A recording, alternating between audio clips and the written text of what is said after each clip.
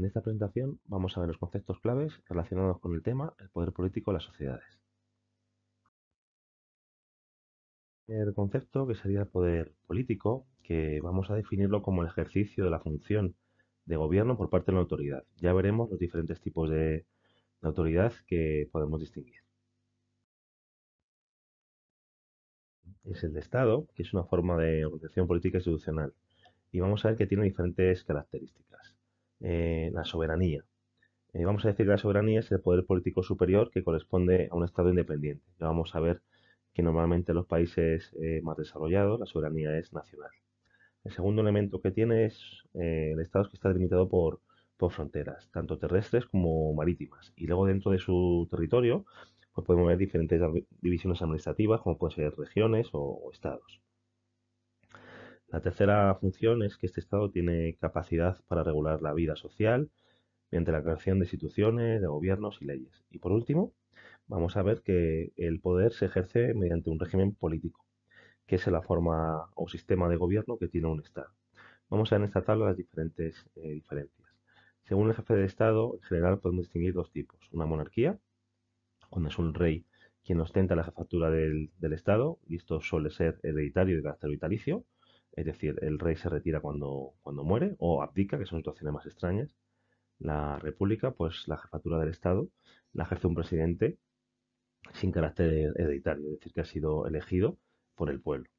Según su organización territorial, diferenciamos un Estado centralizado cuando las principales funciones se asumen desde el gobierno central, desde la capital de ese Estado, o descentralizado cuando sus poderes se reparten entre las diferentes regiones que tiene ese país. Vamos a trabajar con el concepto de democracia. La democracia son los estados que se caracterizan por ser estados de derecho, que están regidos por una constitución. ¿Qué es una constitución? Pues es ese documento en el que se recogen las leyes, derechos, obligaciones y libertades que tienen sus ciudadanos. Las democracias también se caracterizan por la división de poderes, es decir, legislativo, ejecutivo y judicial. Os recuerdo, el poder ejecutivo se encarga del gobierno, el legislativo de elaborar leyes, el judicial de aplicar la justicia. Por último, también las democracias se caracterizan por respetar los derechos humanos.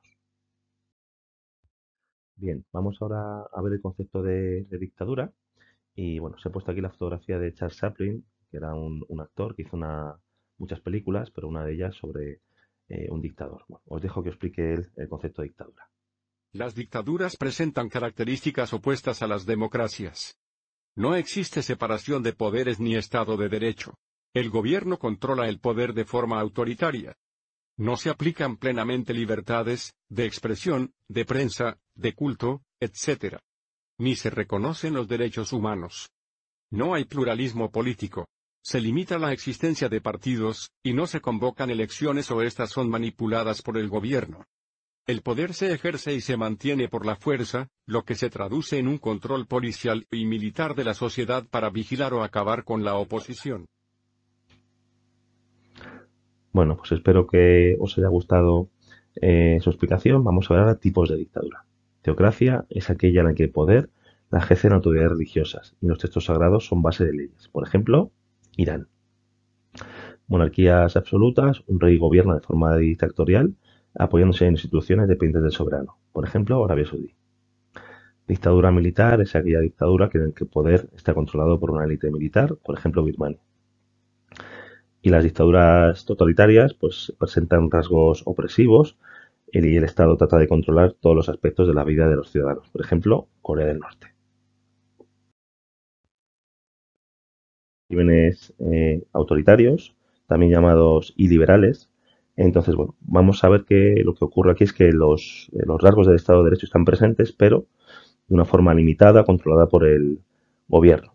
Entonces, los derechos civiles humanos están restringidos y en algunas ocasiones incluso las elecciones se falsean. Pues podemos poner como ejemplo Rusia o Marruecos.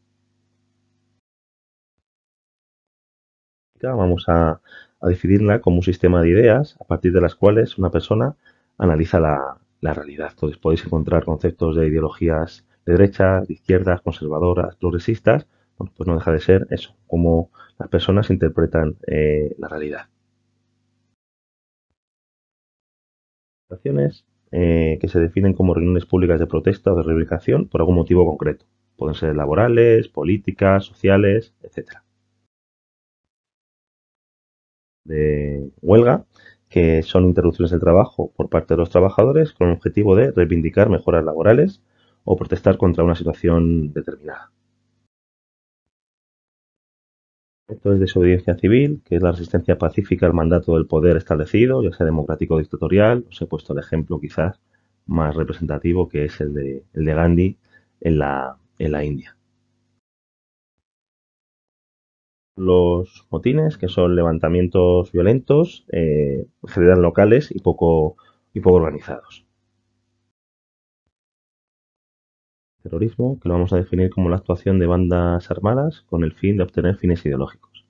El ejemplo que hemos tenido más claro en España durante muchísimos años es el de ETA, que era un movimiento terrorista que pretendía lograr objetivos políticos. En este caso, fijaros aquí tenemos la bandera del País Vasco, de lograr la independencia de ese territorio. Estado, que vamos a definirlo como actuaciones violentas y rápidas que tienen como finalidad pues acabar con el gobierno que está en ese momento actuando en el poder. Suelen ser realizadas por militares. Económico, me encanta esta diapositiva de ver un poco cómo controla todo, entonces lo vamos a definir como, bueno, pues el dominio social y político, podría decir, por parte de las personas que tienen la propiedad de los principales medios de producción. Por último, tenemos lo que se conoce como ONGs, organizaciones no gubernamentales, que tienen como finalidad pues atender necesidades e intereses de la población, como puede ser un sindicato o puede ser Cáritas, etcétera. Bueno, pues espero que este vídeo os resulte útil de cara al estudio de este tema. Muchas gracias.